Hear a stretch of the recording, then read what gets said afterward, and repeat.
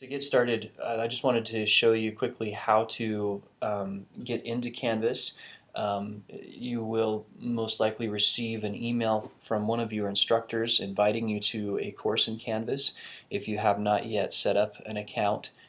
If you have set up an account, you'll receive those invites from within Canvas, but before you're actually a part of Canvas, you'll have to create an account for that. So this is what the invitation, the original invitation looks like. This is from an account that we have, a testing account that is not associated with Canvas at this point. So if you're logged into your email and you see this email from Instructure Canvas and it says course invitation, you'll have to click on this to open it up, and this is what the invitation should look like. So we're just going to go ahead and click here to get started, and that should take us to Canvas.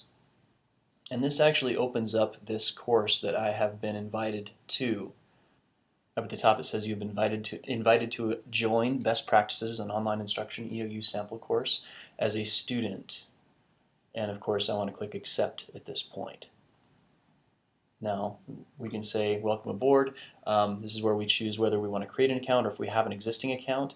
As you probably do not have an existing account yet, you want to go ahead and click on Create My Account. This login needs to stay your EOU email address.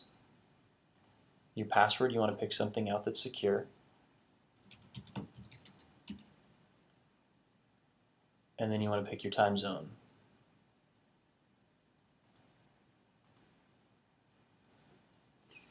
Probably a good idea to uncheck any of these so you don't, the receive of information option, so that you don't get any spam.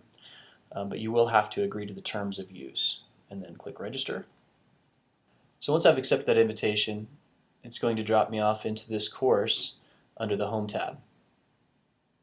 And it'll ask me if I want to configure my communication preferences.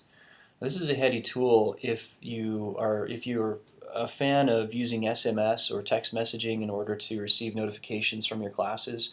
You can also tell Canvas what you want to get as far as emails go. So if you want to be emailed when an assignment becomes available or when something's been graded, there's a lot of flexibility there, a lot of granularity. So I can click on this configure communication preferences right now, or I can come back to it later. I don't have to do this now.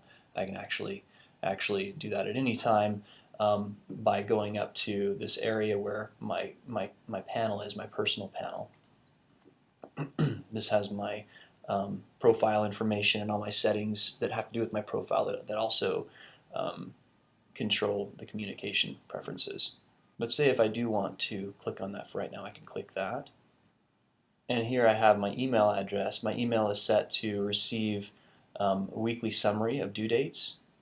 I'll receive emailed announcements as soon as they're posted by the instructor. Grading is the same. Invitations. There are a whole number of items here that you can be notified on. Now, in order to add more types of communication, you will need to go into your settings area. So let's say I want to actually add my phone in here to receive text messages when an announcement goes up. I can click on settings, and this will bring up my personal settings. And over here on the right, I can add more email addresses, or I can add other contacts. And by other contacts, if we click on this add contact method, there's a text messaging option here. So I can add my cell number.